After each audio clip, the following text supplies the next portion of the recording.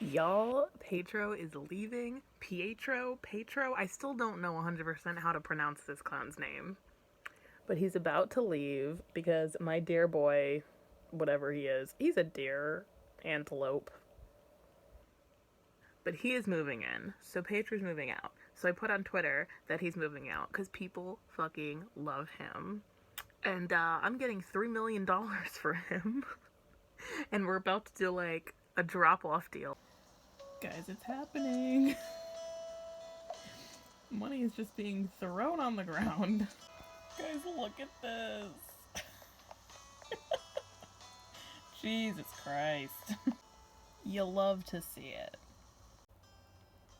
You love to see it. Kind of. You can kind of see it. There we go. So I'm pretty sure other than kicking the evil clown out of my Animal Crossing island, I have no footage for this week. Which is fine. We're in a pandemic. Nothing's happening. It's fine. The other night, I did start something. It started. Also, like, excuse the really bad lighting. It's like 9 p.m. And there's no lighting in my room anyway other than, like, this one lamp. So, like, and the glare from my computer. The best lighting. But let me tell you, this book, I'm literally only, like, I think I only read the first chapter, which, like, is maybe 20 pages. I don't really remember. I take it back. I read 1 and 2, which is basically up until, she volunteers for prom, and that's, like, it. That's, like, the end of the chapter. And let me just say, this book, real good. Still holds up. I'm rereading them because, like, I'm watching the movies and I'm like, wow, I'm back. Hello, the Hunger Games fandom is dead, but I'm still here. And let me tell you, there are a few things that I forgot from the book, like, about the story. So I'm gonna go over a few of them right now. Things you probably forgot about the Hunger Games books, part 1. Within the first page, we're already talking about the cat, which to me is a signal of a good book. You probably forgot that Katniss admits to trying to drown the cat. This bitch tried to kill the cat because it had fleas, basically, and it was like another mouth to feed, so she tried to drown it. But then Prim started crying and she felt bad, which, like, duh, you're trying to drown her cat. The reaping is at, like, 2 p.m., which to me is, like, the worst time ever. You literally gotta get ready, spend your whole morning stressed out that you're gonna go die, and then you have to go deal with this shit, and then you get to go home and have dinner with your family and pretend it didn't happen. I feel like 2 o'clock, like that mid-afternoon, the worst time. Probably great lighting, though. One of the first thing that happens when we're introduced to Gale is he says, "Look what I shot," and he holds up a loaf of bread with an arrow sticking out of it. And why is this moment better than anything movie Gale ever does in the entire series? That's, like, peak humor.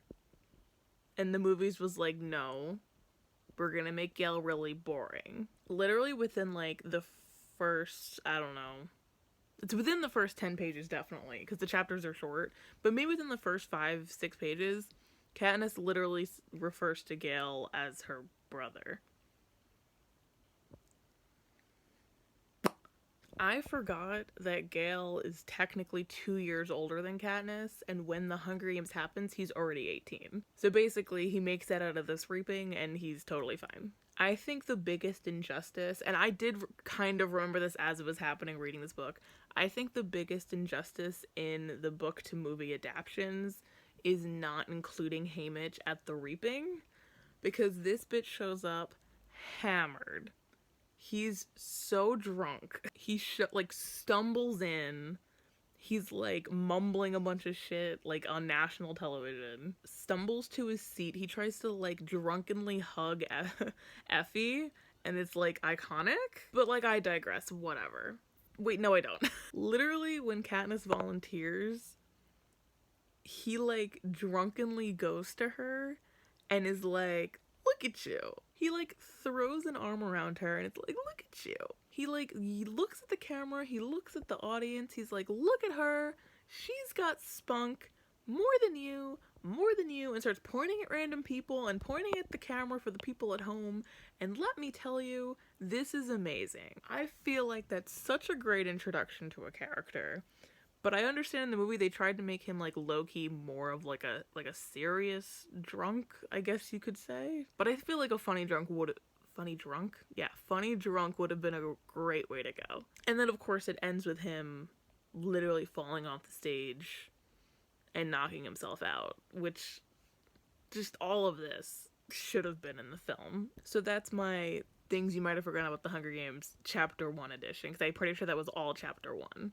Because Chapter 2 is like maybe 5 pages, and I don't remember what it's about at this point because I was reading it at like 2 a.m. last night.